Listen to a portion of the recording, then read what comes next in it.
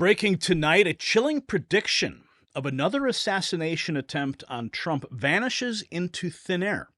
Was it deleted to cover up a massive security failure?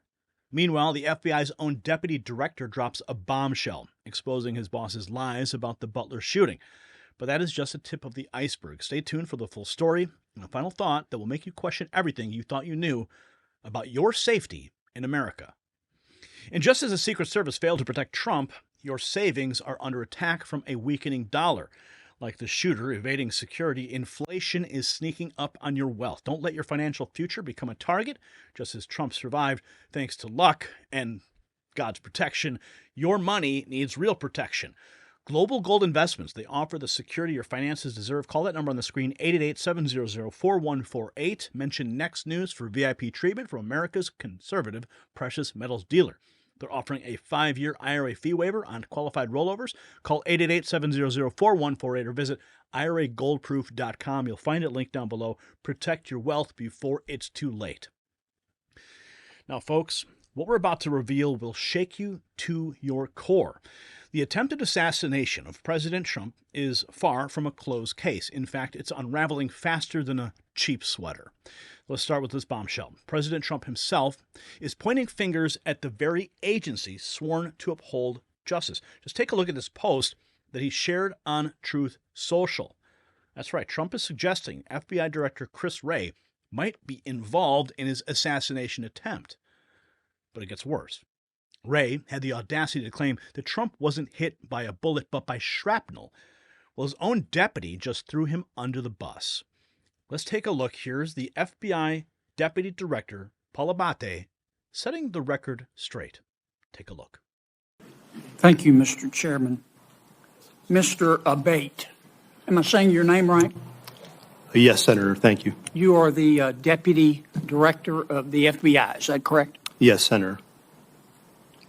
Is there any doubt in your mind or in the collective mind of the FBI that President Trump was shot in the ear by a bullet fired by the assassin crooks?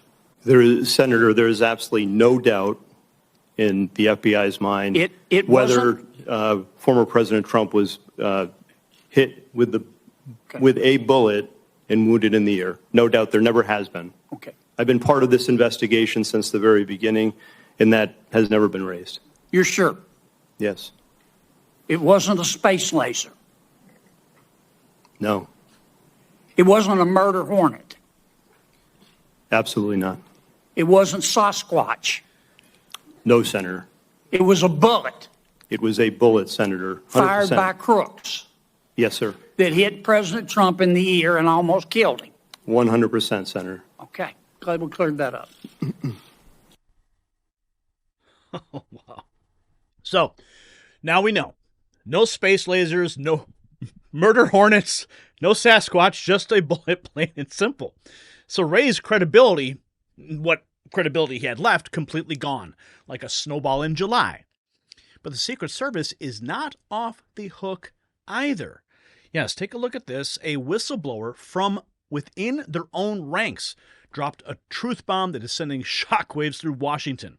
Now, this counter sniper warned of another possible assassination attempt before November. And guess what? The email you're seeing right there mysteriously vanished faster than Hillary's emails.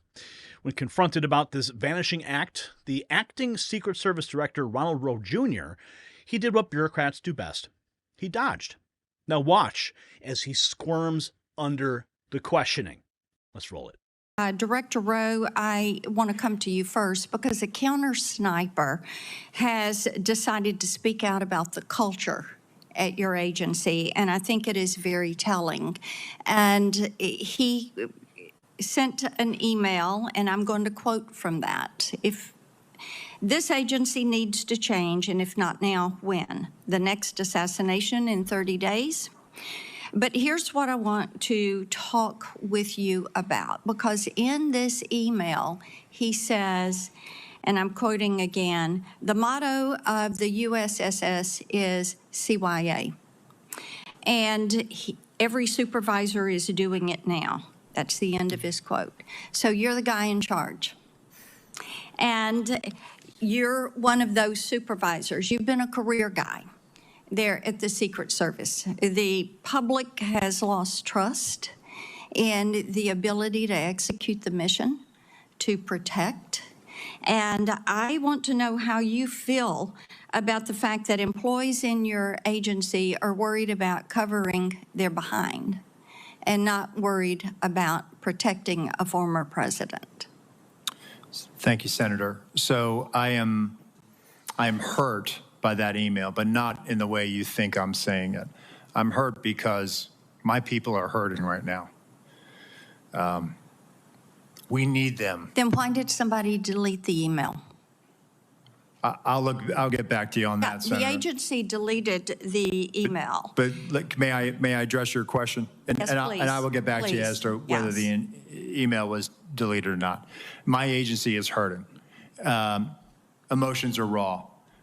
I actually want to hear more from that UD officer, that technician. In his email, he referenced that he had spent time serving our nation as a United States Marine, that he is a 20-year professional of the Secret Service.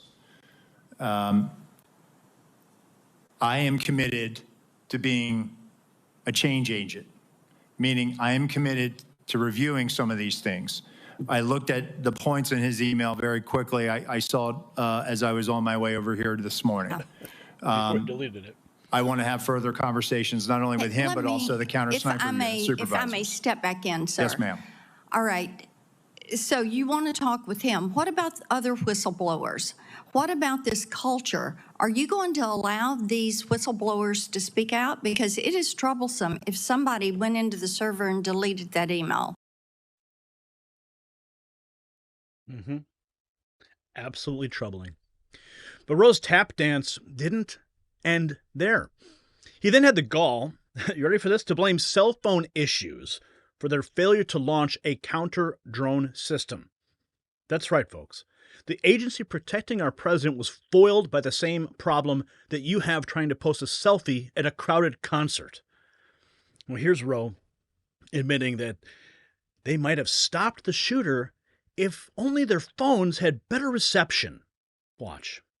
Public documents that show Secret Service deployed a counter unmanned aerial system operator on July the 13th. According to the Secret Service, the drone system was supposed to be operational at 3 p.m. that day. However, we've been told by Secret Service that because of cellular bandwidth problems, it wasn't operational until about 5:20 of that day.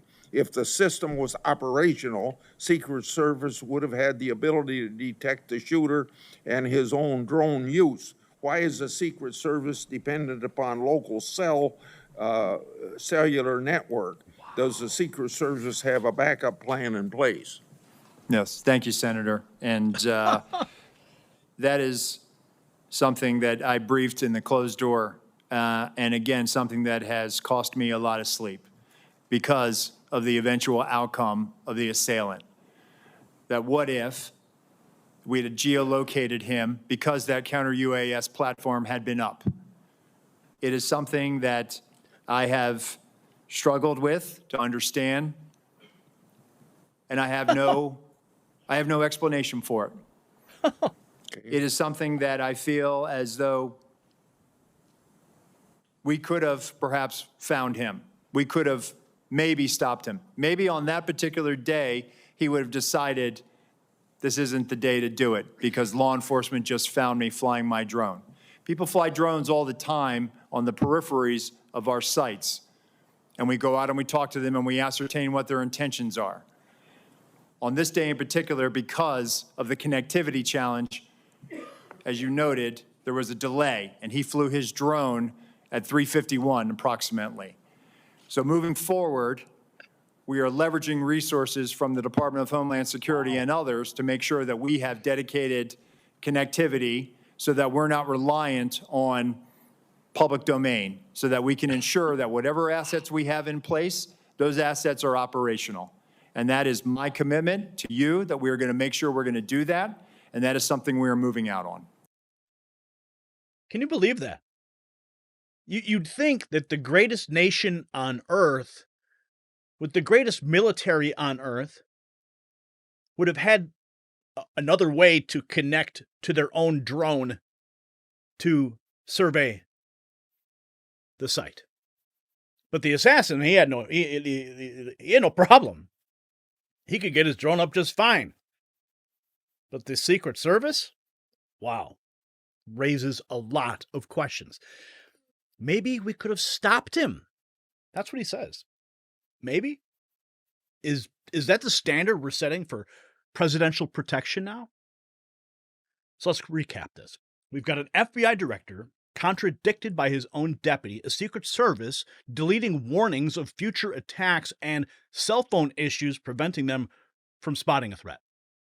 It's like a Three Stooges routine, except the stakes are life and death.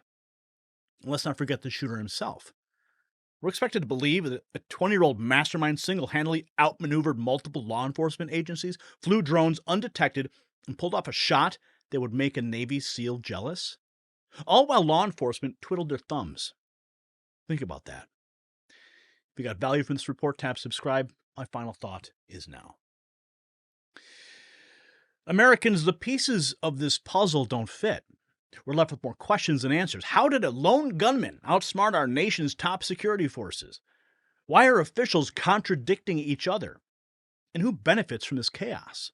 The deleted email, the conflicting statements, the convenient technical failures? It all reeks of a cover-up.